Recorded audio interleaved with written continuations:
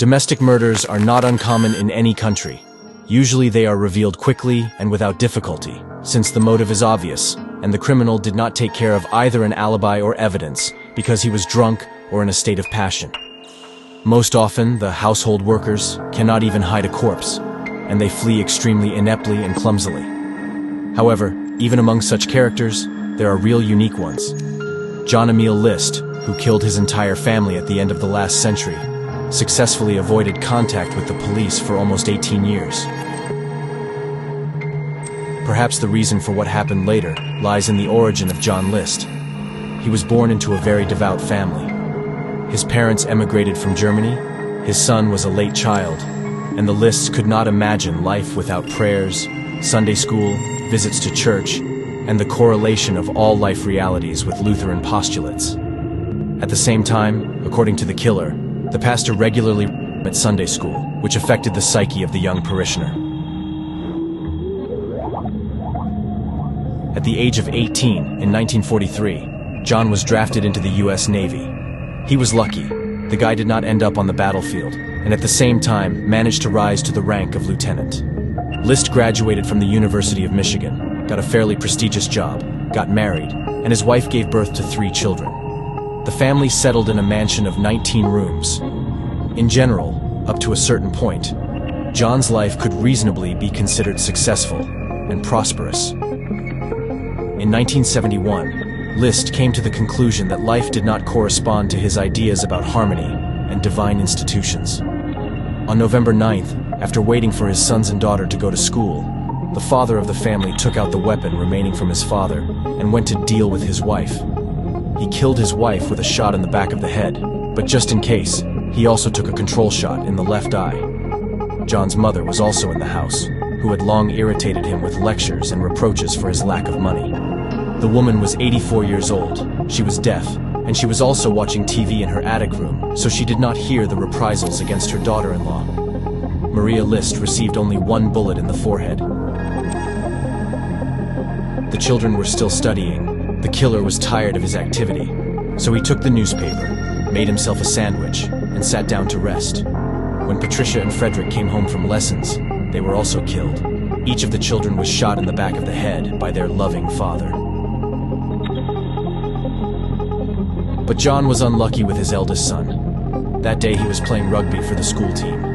Therefore, having dragged the dead children into the hall where their mother had already been laid out, the killer emptied the family account and went to cheer for his son. Having brought him home, List Sr. put a bullet in the back of John Jr.'s head. Later, it seemed to him that the boy was still alive, and Leaf began shooting at him again. He hit 3 more times, firing at least 10 charges in total. The job was done. All that was left was to drag the last victim to the rest of the family and cover up his tracks.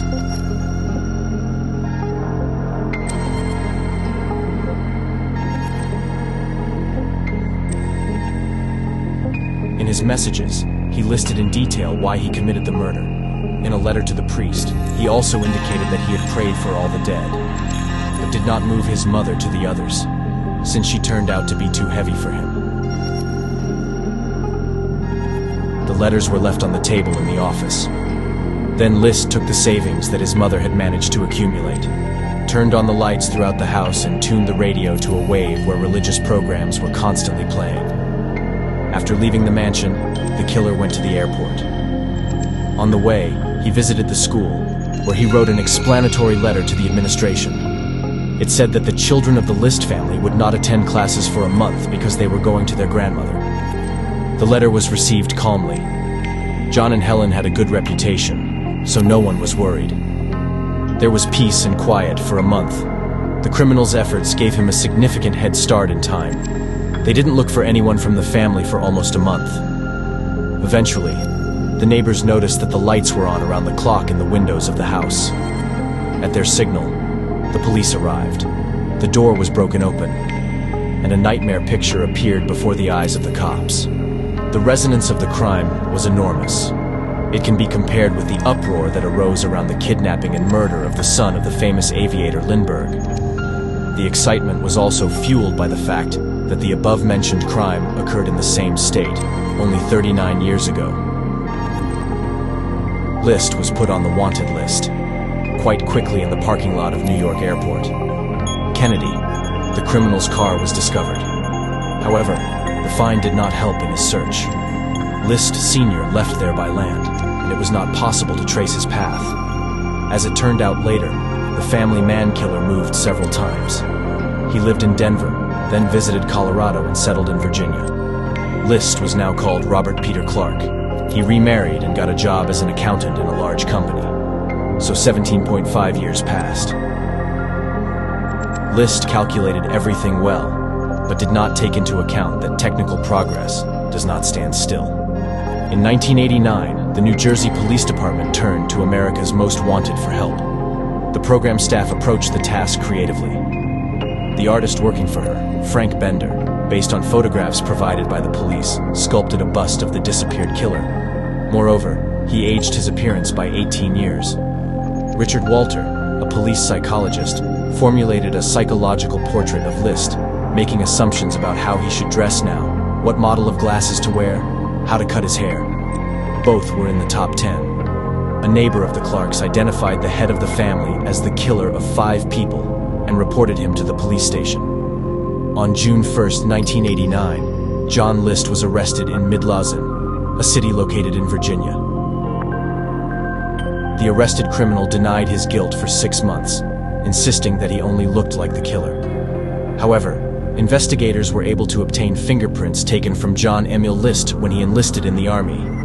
The accused then admitted his real name, and at the same time he described in detail how he killed his family.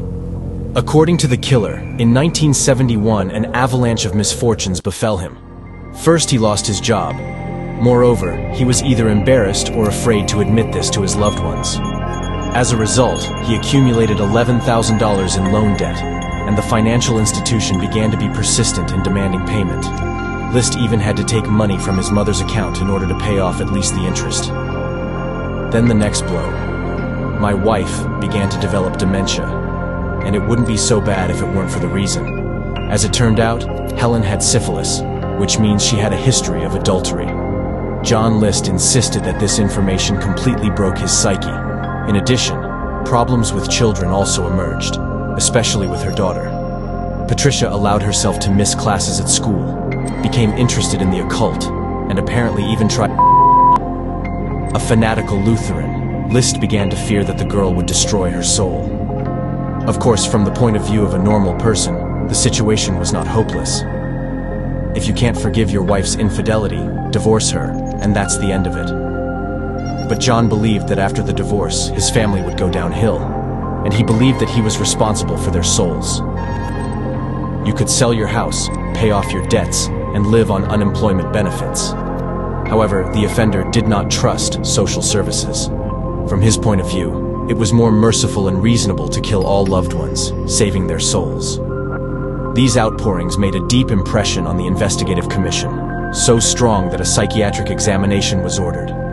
However, the verdict was that John was fully aware of what he was doing and was able to bear responsibility for what he had done. Despite the fact that he has a split personality, it is mild and cannot serve as a basis for justification.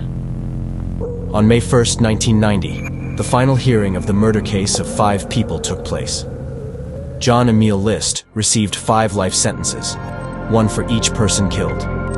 Despite the fact that the criminal publicly asked for forgiveness from his victims, he showed no signs of even minor remorse. And when he was asked if in 18 years he had ever thought about suicide, he said that he was not even going to think about such obscenity.